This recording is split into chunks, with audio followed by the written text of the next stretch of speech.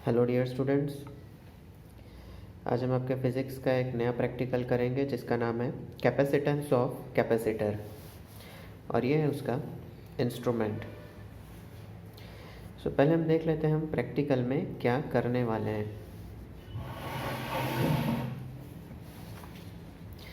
सो ये आपका write up capacitance of capacitor.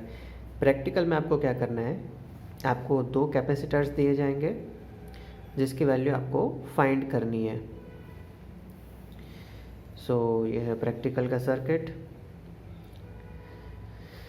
ये सिग्नल जो आप सिग्नल देने वाले हैं AC signal, this is transformer, this is rheostat, milli ammeter, capacitor, volt metre.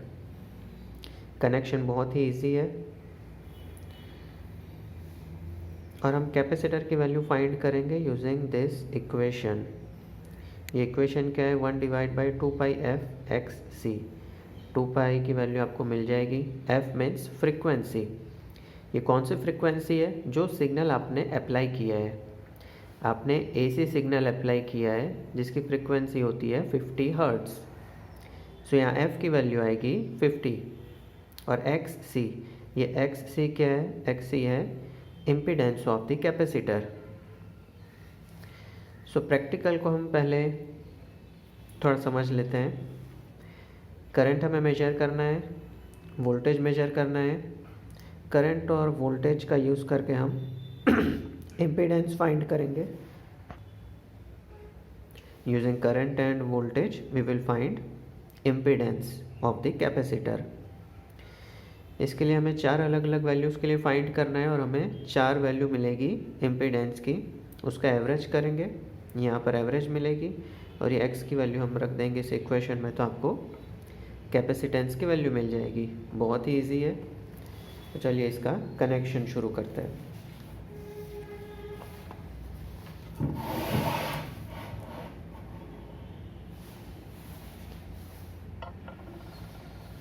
So first of all ये है आपका ट्रांसफार्मर। यहाँ से आप करंट चेंज, यहाँ से आप वोल्टेज चेंज कर सकते हैं। करंट भी यहाँ से आप चेंज कर सकते हैं। जो भी आपका ये 13 वोल्ट आप जो यहाँ पर सप्लाई कर रहे हैं वो यहाँ से आप चेंज कर सकते हैं।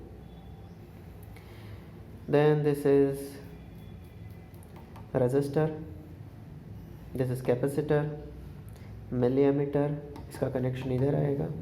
Then this is volt meter, volt meter यहाँ पर कनेक्ट करेंगे और ये जो कैपेसिटर की वैल्यू है वो एक बार हम इधर करेंगे फॉर C1 और सेकेंड टाइम हम इधर करेंगे C2। एक्चुअली यहाँ वैल्यू आपको पहले से दे दी गई है कि इस कैपेसिटर की वैल्यू कितनी है। हम क्या करेंगे, इसको वेरीफाई करेंगे आपको जो मिल रहा है वो सही है या नहीं। सो कनेक्शन हम शुरू करते हैं। सबसे पहले हम एमीटर को कनेक्ट करते हैं। सो IAC मीन्स करंट AC वाला है, AC करंट। सो पॉजिटिव जाएगा पॉजिटिव में,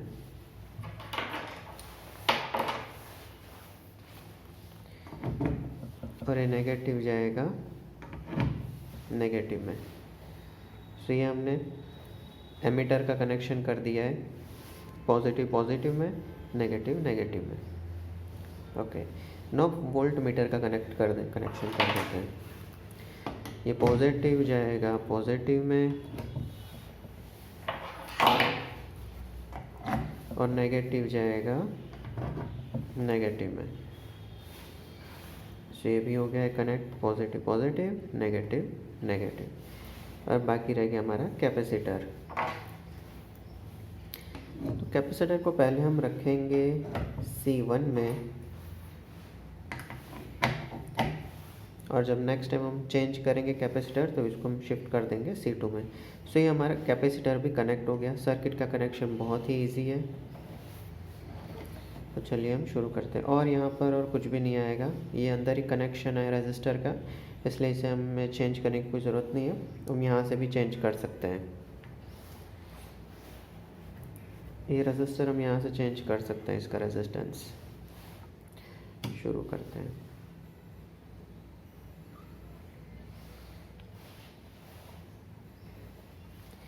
ओके, सो हमें करना क्या है इस प्रैक्टिकल में? इस प्रैक्टिकल में हमें फॉर C1, अभी C1 के लिए हम रीडिंग ले रहे हैं।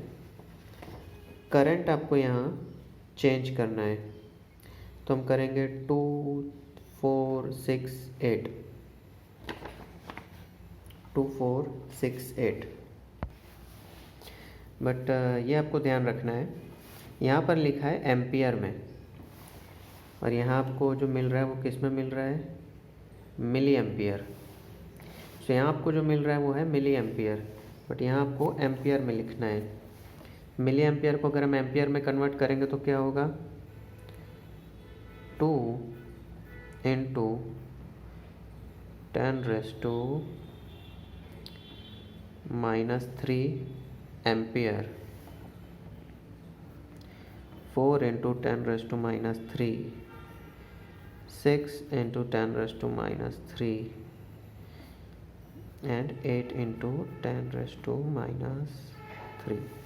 ओके, ना ये करंट के लिए हमें फाइंड करना है आपको कितना वोल्टेज मिल रहा है। सो पहले हमें करना है फॉर 2 एम्पियर। सो अभी 1.2 है, इसे हमें चेंज करना है 2 के लिए।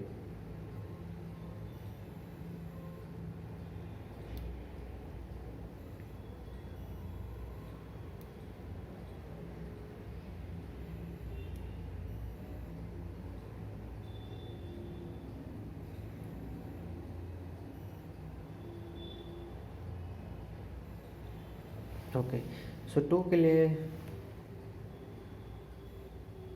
हमें मिल रहा है 1.54,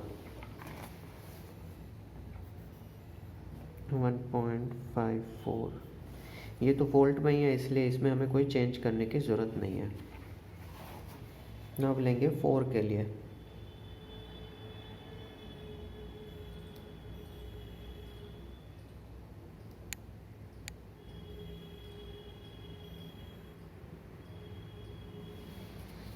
फोर के लिए हमें मिल रहा है 3.02।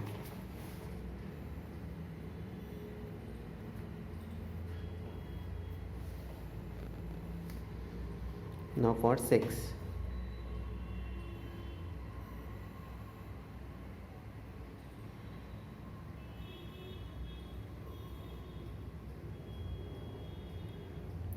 सिक्स के लिए हमें मिल रहा है 4.57।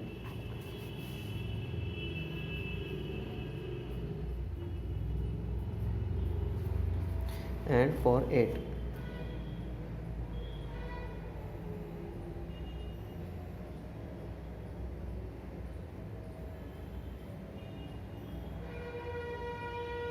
के लिए हमें मिल रहा है 6.03।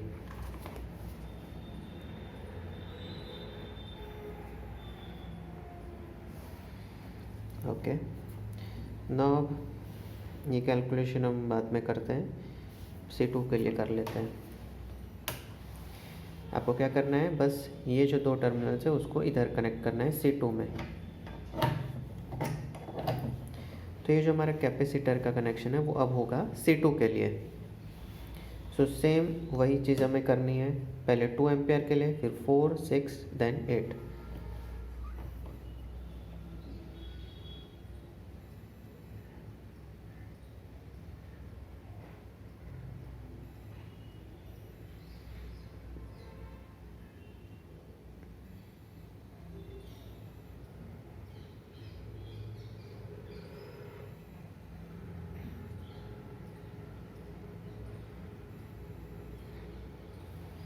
टू के लिए आपको मिल रहा है 3.33।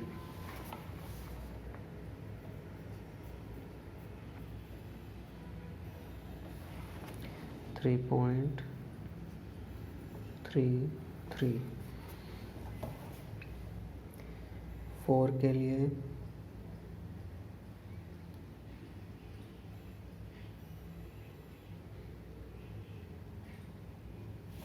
6.64।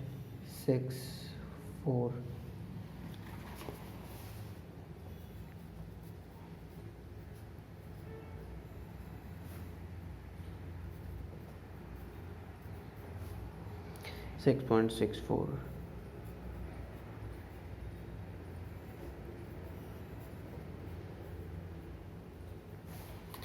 नाउ 6 के लिए कितना मिल रहा है?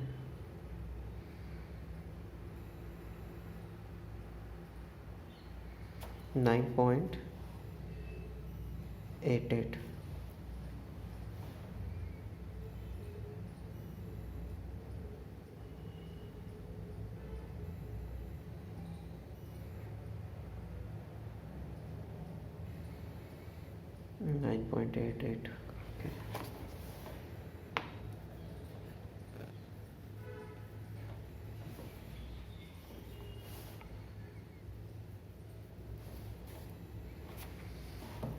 And last for 8.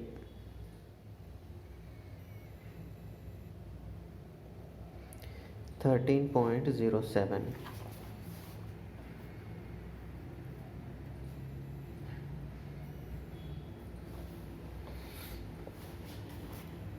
ओके, सो हमारा इंस्ट्रूमेंट का काम हो चुका है.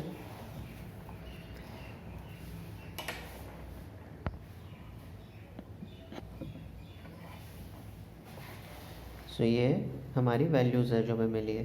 अब इसका कैलकुलेशन हम करेंगे. सो हमें क्या करना है? V divide by I means VC divide by IC. So 1.54 divide by 2 into 10⁻³ सो हमें इसके लिए मिलेगा 770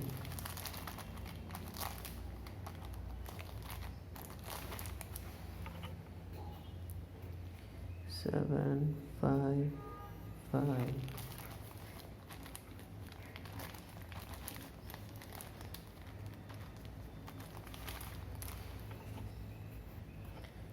761.66 6.03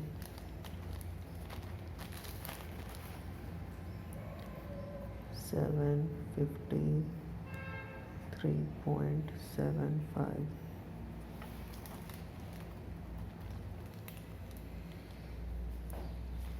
ओके, सिमिलरली इसके लिए भी वही सेम चीज़ है. 3.33 1665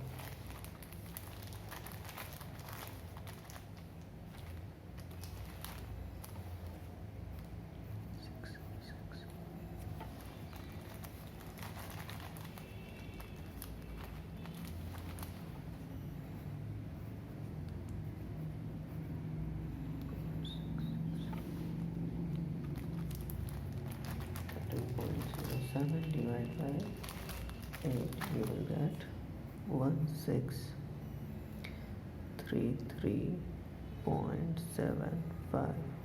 ओके, अभी इन सबका एवरेज करना है हमें. तो 770 प्लस 755 प्लस 761.66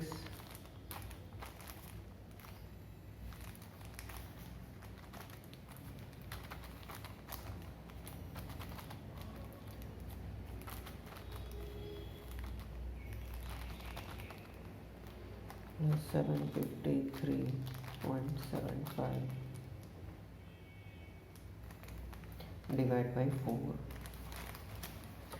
सो इसका एवरेज हमें मिला 760.10.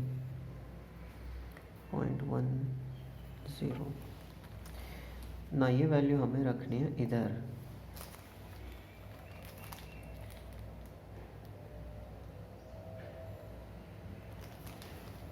इसके लिए भी हम कर लेते हैं 1665 प्लस 1660 प्लस 1666.6 प्लस 16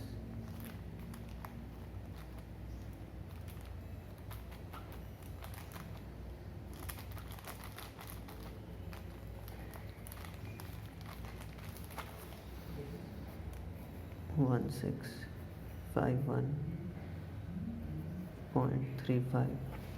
ओके,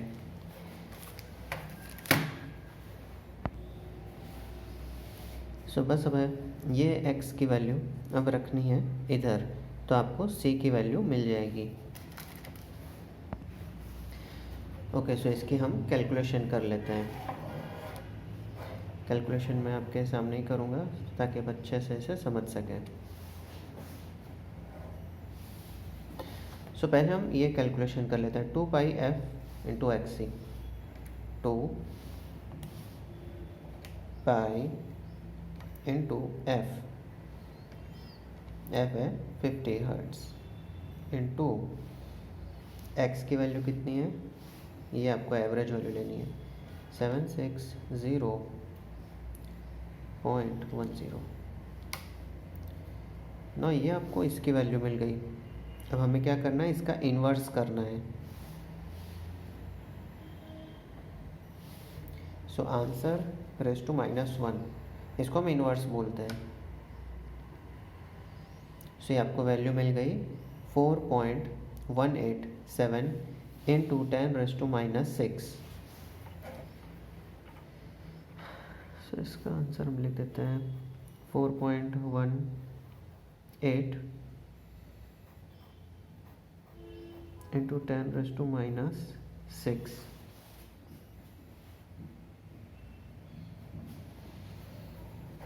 दूसरी कैलकुलेशन है ये वाली, 2 pi into 50 into 1651.35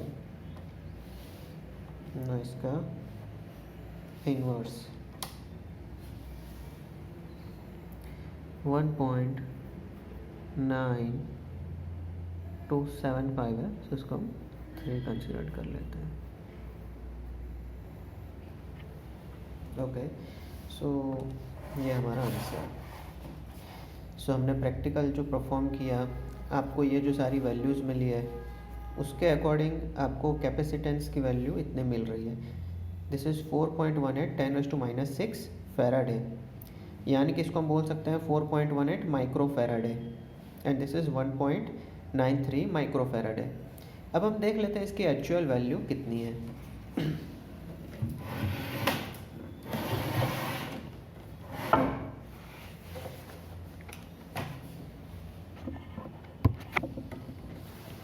no C1 जो है, जो आपने फाइंड किया था,